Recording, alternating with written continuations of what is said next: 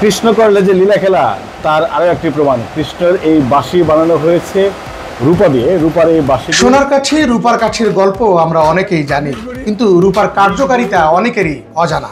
বাজারে সোনার দাম লাফিয়ে লাফিয়ে বাড়লেও রূপার দাম অপরিবর্তিত বছরের পর বছর। চকচক করলেই যেমন সোনা হয় না, কিন্তু রূপা নিয়ে এমন কোনো প্রবাদ নেই। আর তাই সোনা পছন্দ নারীদের, আর রূপা পছন্দ করেন খুব কম মানুষ, যার কারণে রূপার দাম বাড়েনি বহু বছর।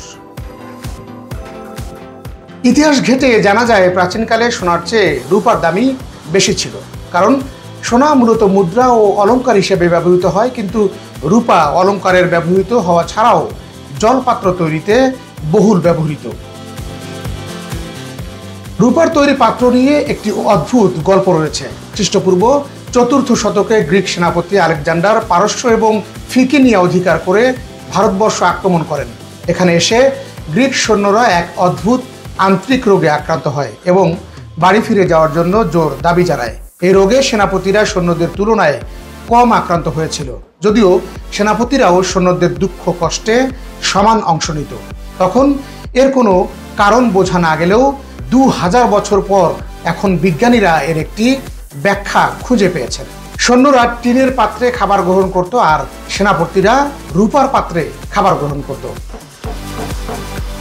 রূপা দিয়ে অনেক কিছুই তৈরি হয়। সৌভাগ্যবানরা তাদের সন্তানদের সোনার চামচ মুখে নিয়ে জন্ম দিতে চায়, তবে ব্যতিক্রম আছে কেউ কেউ। তারা চান রূপার চামচ মুখে নিয়ে জন্মাক তাদের সন্তান। তারা রূপার বাটি ও রূপার চামচ তৈরি করে থাকেন। রূপার বাটিতে জীবাণু ধ্বংস হয়ে যায়, তাই অনেকেই রূপার চামচ বাটি তৈরি করেন শখ করে। এবং এরা মূলত যেহেতু এখানে ফ্যাক্টরি, এখন এইখানে দাম তুলনামূলক পাইকারি দামে পাওয়া যায়, আর যারা অন্যান্য জুয়েলারি তারা এইখান থেকে মূলত নিয়ে বিক্রি করে, সেই কারণে দাম কিছুটা সেখানে বাড়ে। তবে এই ফ্যাক্টরিতে আসতে পারলে আপনার খরচ অনেকটাই কমে যাবে। তাঁতিবাজারের রাধিকা মোহন বসাক লেনে রিফাত ক্রেস্ট স্বর্ণালয়ে প্রতিদিনই বানানো হয় রূপার বাটি, রূপার চামচ। এগুলির ওজন একটু বেশি, যেমন এই বাটিটির ওজন প্রায় ৩ ভরি, এই ঝিনুকের ওজন ১.৫ ভরি এবং এই চামচের ওজন প্রায় ১ ভরি। এখানে ঝিনুক আর বাটিটির দাম প্রায় ৮,০০০ টাকা, আর এই চামচটির দাম ১৮০০ টাকা, ১৮০০ টাকার মতো। শুধু রূপার চামচ কিংবা বাটি নয়, আরো অনেক কিছু তৈরি করে তারা। কৃষ্ণের বাঁশিও পরম যত্নে বানিয়েছেন ২০ ভরি রূপা দিয়ে।